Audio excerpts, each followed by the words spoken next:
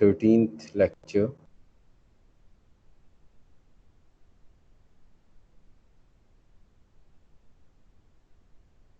Welcome to the 13th lecture from chapter number 9. We are studying VLSI design, and in this lecture we'll study dual rail logic networks. We know that we have been studying single output logic networks right up till this lecture, whether they were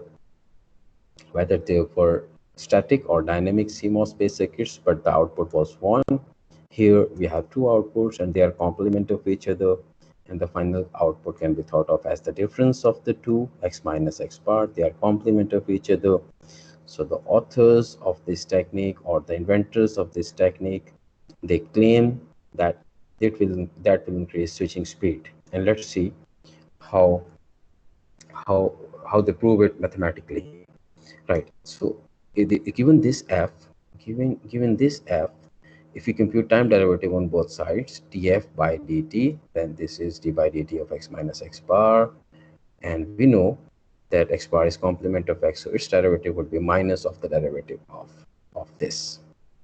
So that would give us df over dt is equal to 2 times the dx over dt. This means that for this, the switching speed for this circuit, the switching speed is 2 times the switching speed for the circuits that have only one output x or x bar.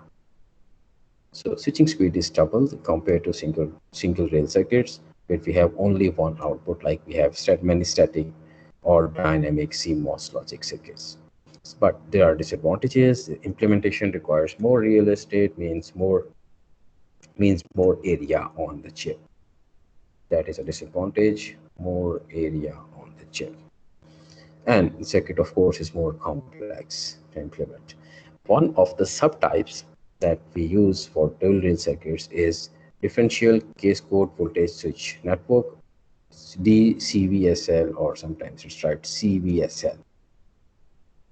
Right. So the basic structure of CVSL or DCVSL circuit is that we have these two PMOS transistors, so that their drains are connected to the outputs. Two output sources are connected, source terminals are connected to VDD, and gates are crossed here and they're connected to the same outputs F and F bar, or X and X bar. The implementation is simple.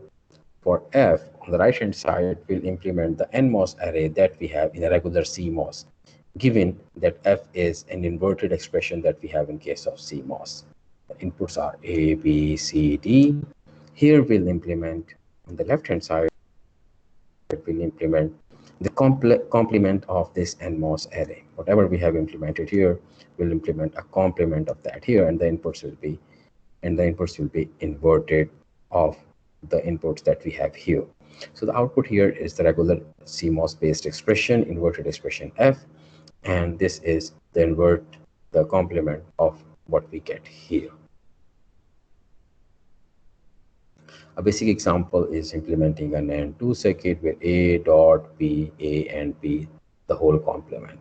This PMOS side upper portion, it remains the same for all circuits. Even for more complex circuits, it remains the same. It's same for all circuits.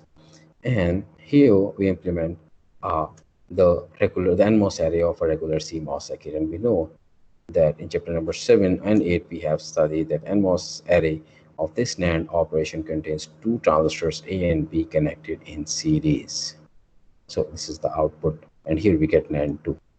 And on the left hand side, we implement the complement of what we have implemented on the right hand side. So we'll implement a complement of that. The complement of this AND operation is OR operation, and we have also mentioned in block diagram that the inputs will be inverted compared to the inputs that we have here in the right hand side. So on the left hand side, the inputs are also inverted. So we get a complement F bar here. So if it is NAND 2, here the complement of NAND 2 is AND 2.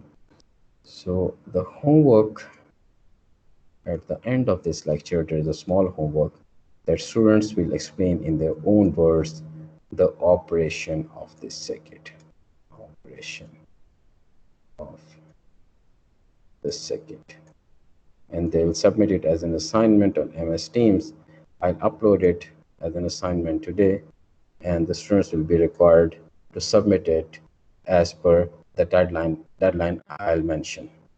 Okay, that's all for this lecture, and we'll keep on studying CVSL or DCVSL circuits in our upcoming lectures. Thank you.